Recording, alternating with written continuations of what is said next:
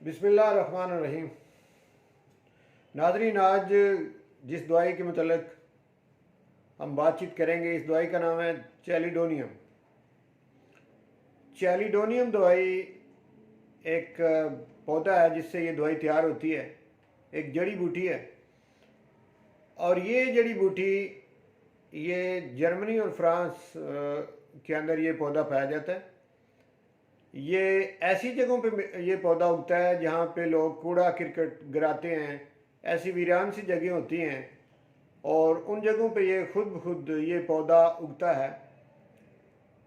इस पौधे के पत्ते, इसका तना, इसके फूल, इसकी जड़ें, सभी में से अगर आप पानी निकालें निचोड़ के तो पीला पानी निकलेगा। इसके फूलों का रंग भी पीला होता है और एक्रिड होता है, और येलो होता है। ये इसकी पहचान है इस पौधे की। और इससे जब दवाई तैयार हो जाती है तो ये दवाई किन अमराज में इस्तेमाल होती है, आज की इस वीडियो में वो अमराज जो हैं वो देखेंगे। तो नाजरीन, ये जो पौधा है इससे जो दवाई तैयार होती है जिसका नाम चैलिडोनियम है, ये जिगर के अमराज में ज़्यादा इस्तेमाल होने वाली दवाई है। लेकिन जिगर के अलावा ये इसकी कुछ बीमारियां एब्डोमेन से तलक रखती हैं, और कुछ जो हैं वो गैस्ट्रिक एलमेंट्स में भी ये दवाई इस्तेमाल होती है। लेकिन ज़्यादातर जिगर के अमराज में ये दवाई इस्तेमाल होती है। जिगर के किन अमराज में हम इस दवाई का इस्तेमाल करते हैं, इसका जिक्र अभी करते हैं। इस दवाई के मतलब ये लिखा हुआ है कि ये अगर जिगर के अंदर इन्फ्लेमेशन हो जाए, अगर जिगर के अंदर कंजेशन हो जाए, और तीसरी बात ये लिखी हुई है कि डीजनरेशन ऑफ लीवर। अब ये तीन ही पॉइंट ज़्यादातर जो हैं, ये अगर आप इसको अंडरस्टैंड कर लें तो आप इस दवाई को पूरी तरह से अंडरस्टैंड कर सकते हैं। अगर आपको पता हो कि इन्फ्लेमेशन लीवर के अंदर जो होती है उसकी वजूहत क्या होती हैं, क्यों होती हैं, इसी तरह कंजेशन कैसे होती है, और इसी तरह से डीजनरेशन कैसे होती है, और डीजनरेशन होती क्या है। तो जब आप इसको समझ जाते हैं तो इस दवाई को आप पूरी तरह से समझ लेते हैं। मैं सादा लफ्ज़ों में आपको ये बताता हूँ कि जब लीवर का फंक्शन जो है वो डिसफंक्शनल हो जाए, लीवर यानी अपना फंक्शन जो है वो पूरी तरह से परफॉर्म ना कर सकता हो, तो इसी को डीजनरेशन भी कहते हैं।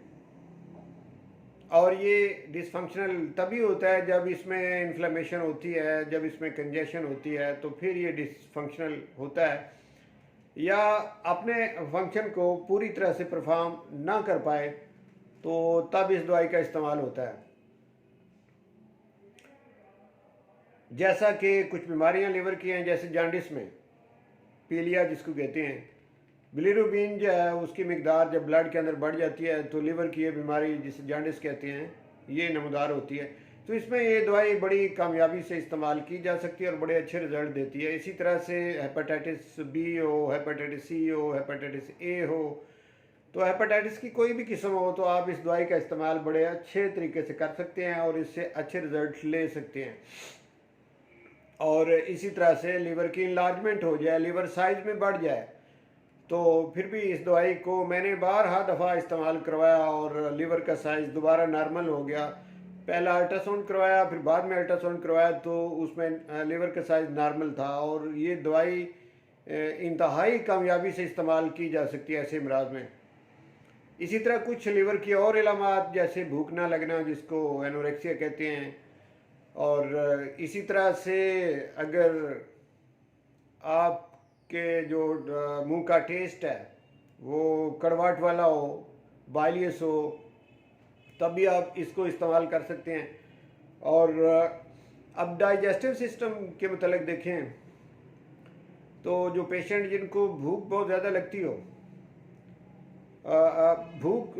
ना लगती हो, जिनको भूख बिल्कुल ना लगती हो, लेकिन अगर पेट के अंदर दर्द हो रही हो और खाना खाने के बाद थोड़ा सा रिलीफ मिलता हो, तो ये भी इसकी एक अलामत है। इसी तरह से कॉन्स्टिपेशन, और कभी डायरिया, ये अदल बदल के होता रहता है कि ऐसे पेशेंट जिनको कभी कॉन्स्टिपेशन हो जाती है और कभी डायरिया हो जाता है।